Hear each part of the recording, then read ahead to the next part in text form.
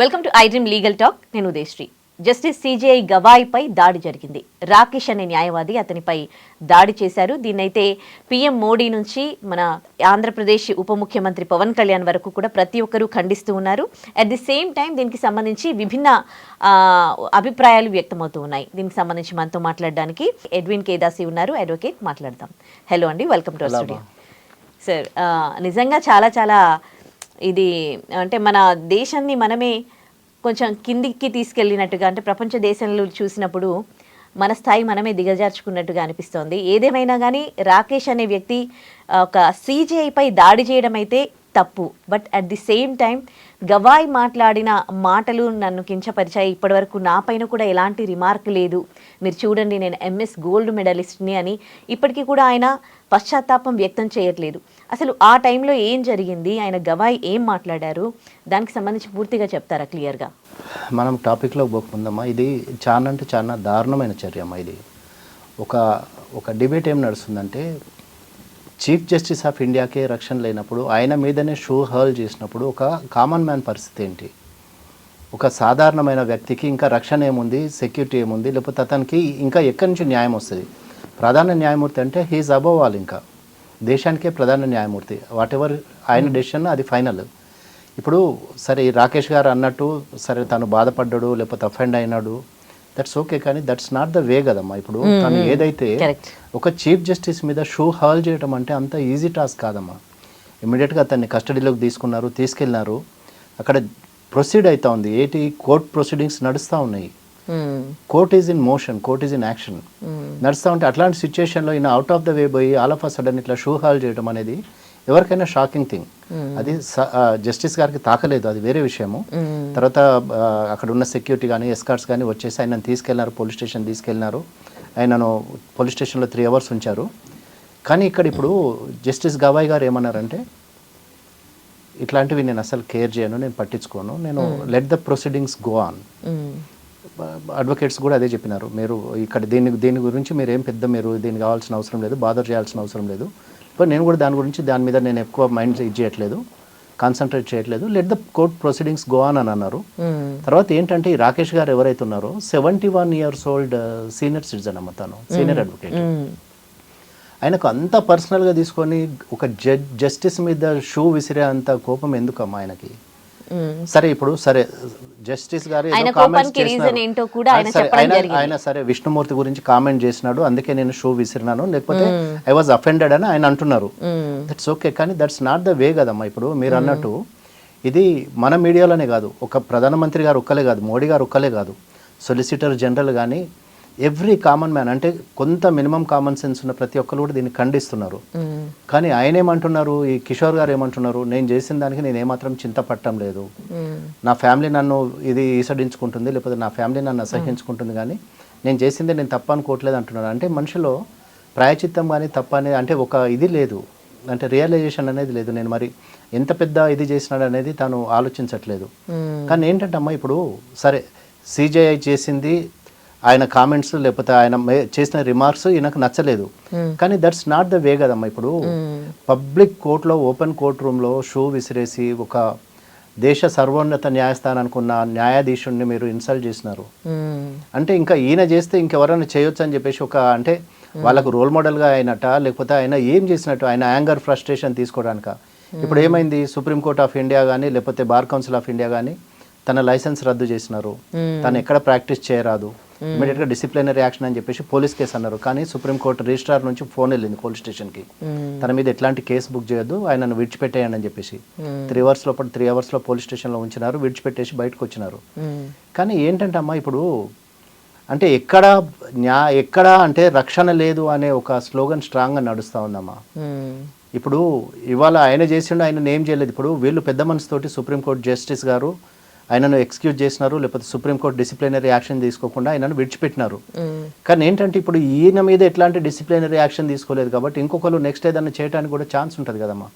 ఇప్పుడు ఆయన ఎక్కడ వాదించడానికి లేదు కదా, ఆయన ఎక్కడ వాదించడానికి లేదు, కానీ ఇంకొకరు అడ్వాంటేజ్ తీసుకోవడానికి లేకపోతే ఇంకొకరు అదే పాయింట్లో ఆలోచించడానికి అయితే ఛాన్స్ ఉంది కదా ఇక్కడ. అంటే ఇప్పుడు ఆయనను ఏమి పనిష్ చేయొద్దని అన్నారు, పనిష్ ఇచ్చారు కదా, తనకి ఎక్కడ వాదించడానికి లేదు.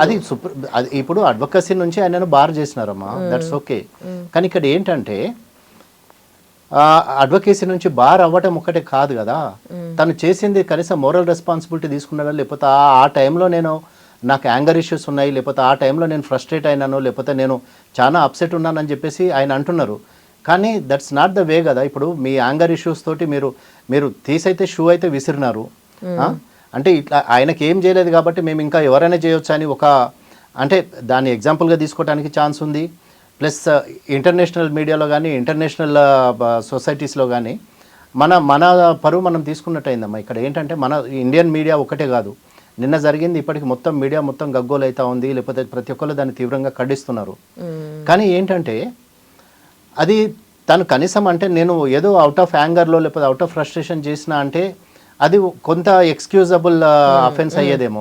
కానీ ఏంటంటే నేను చేసిన దానికి నేనేమి గిల్టీగా ఫీల్ కావట్లేదు, లేకపోతే నాకేమి దాని మీద రిగ్రెట్స్ ఏం లేవి, లేకపోతే నా ఫ్యామిలీ నన్ను అసహించుకున్నా కూడా నాకేమి ఇది లేదని తను ఏదైతే స్టేట్మెంట్ ఇస్తున్నారో దట్స్ హైలీ కండెమ్నబుల్ అమ్మా. ఇప్పుడు మీరు తనకి ఏదైతే ఇప్పుడు తన గ్రీవెన్స్ అడ్రస్ చేయడానికి ఏదైతే ఫోరం ఉందో ఆ ఫోరంలో అడ్రస్ చేసుకొని, లేకపోతే తను చీఫ్ జస్టిస్కి లెటర్ రాసి, లేకపోతే మీరు చేసింది తప్పు, లేకపోతే మీరు ఇట్లా కానీ అడ్రస్ చేయాల్సింది దాన్ని ఈయన స్మూత్ వే, లేకపోతే ఈయన ఒక ప్రాపర్ వేలో దాన్ని అడ్రస్ చేయాల్సింది.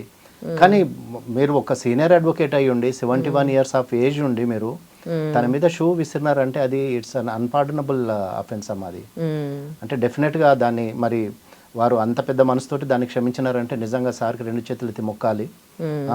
అంటే ఇప్పుడు ఆయన వాళ్ళ ఫెయిత్ నుంచి కాదనేయా, లేకపోతే మరి ఆయన ఏంటి దళిత అని ఏంటి అనేది అక్కడ మనకు తెలియదు.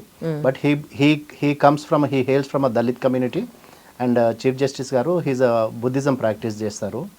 సో మరి ఆ బుద్ధిజంలో వచ్చిన దాంతో ఆయన క్షమించినారని అనుకోవాలి. ఎందుకంటే గౌతమ్ బుద్ధుడు చెప్పింది ఎప్పుడు కూడా అదే, క్షమించాలి, క్షమాపణ అనే కదా. సో దాన్ని ప్రాక్టీస్ చేస్తూ సార్ అది ఆ డెసిషన్ తీసుకున్నారు, లేకపోతే ఫర్గివ్ చేసినారు అనేది. కానీ ఆయన తన పెద్ద మనసును చాటుకున్నారు సార్. సో ఆయనను 2 చేతులు ఎత్తి మొక్కినా కూడా తక్కువే అమ్మా, అది ఏ విషయంలో మాత్రము. అంటే ఇప్పుడు కొన్ని రిలీజియన్స్కి సంబంధించి న్యాయమూర్తులు దాని మీద మాట్లాడుతూ ఉన్నప్పుడు, వ్యాఖ్యానిస్తూ ఉన్నప్పుడు కొన్ని సెన్సిటివ్ ఇష్యూస్ గురించి మాట్లాడేటప్పుడు వాళ్ళు ఏ విధంగా మాట్లాడాలి, ఆయన పార్ట్ ఆఫ్ దాని కింద అంటే పార్ట్ ఆఫ్ జడ్జిమెంట్ కింద ఇప్పుడు ఒక పిల్ ఫైల్ అయిందమ్మా దాంట్లో. ఏది ఖజురాహో టెంపుల్స్లో విష్ణుమూర్తి తలకాయ తీసేసినారు, లేకపోతే దాన్ని రీఇన్స్టేట్ చేయాలని చెప్పేసి ఒక సోషల్ యాక్టివిస్ట్ ఎవరో పిల్ ఫైల్ చేసినారు. చీఫ్ జస్టిస్ గారు ఏమన్నారు, మీరు పబ్లిక్ ఇంట్రెస్ట్ లిటిగేషన్ ఫైల్ చేయలేదు, పబ్లిసిటీ ఇంట్రెస్ట్ లిటిగేషన్ ఫైల్ చేసినారు, అది నా పర్వ్యూలోకి రాదు. అది ఏంటంటే ఆర్కియాలజికల్ సర్వే ఆఫ్ ఇండియా వాళ్ళ పర్వ్యూలోకి వస్తుంది, వాళ్ళు చూసుకోవాలి. అయినా కూడా విష్ణుమూర్తి విగ్రహం తల తీసేస్తే విష్ణుమూర్తి తాను చూసుకుంటాడు, దానికి ఇక్కడ దాకా రావాల్సిన అవసరం లేదని చెప్పేసి తను అన్నట్టు ఆ మీడియాలో చూసినాము. సో ఇప్పుడు ఆయన పర్సనల్ కామెంట్ చేసినారా, లేకపోతే యాజ్ పార్ట్ ఆఫ్ ఆయన ఇది చేసినారో అది ఆయన కెపాసిటీ, జ్యుడిషియల్ కెపాసిటీ, లేకపోతే ఆయన కెపాసిటీలో ఆయన కామెంట్ చేసినారు. కానీ ఇప్పుడు ఇక్కడ రాకేష్ గారు ఎవరైతే దాన్ని తీసుకున్నారో దాన్ని పర్సనల్గా తీసుకున్నారు. అది రాకేష్ గారు తను చూసుకుంటారు, ఆయన అన్నందుకు ఈయన అఫెండ్ అయినారు, దాని మీద నేను యాక్షన్కి రియాక్షన్ అంటున్నారు. కానీ ఈ రియాక్షన్ అనేది అది ఎంత పెద్ద అఫెన్స్ అనేది అది లాంగ్ రన్ లో చూస్తే, లేకపోతే అది వైడర్ గా చూస్తే రియాక్షన్ చాలా స్ట్రాంగ్ గా వచ్చింది. కానీ దట్ షుడెంట్ హ్యావ్ హ్యాపెన్ అమ్మా. అది జరగాల్సింది కాదు. అది దేనికైనా అంటే న్యాయ వ్యవస్థకి కాదు, మన సొసైటీ కూడా ఇట్స్ రాంగ్ సిగ్నల్ పంపిస్తుంది. కానీ అది అప్రిషియబుల్ కాదమ్మా, అది డెఫినెట్ గా. And everybody has to condemn. ఇంకా ప్రైమ్ మినిస్టర్ ఆఫ్ ఇండియా దాన్ని ఫోన్ చేసి కూడా మాట్లాడినారట జస్టిస్ గారితో. సో అంటే ఫ్యూచర్ లో ఇట్లాంటివి జరగకుండా ఏం సేఫ్టీ మెజర్స్ తీసుకుంటారు అనేది అది ఆలోచించి చూడాల్సిందే అమ్మా ఇంకా.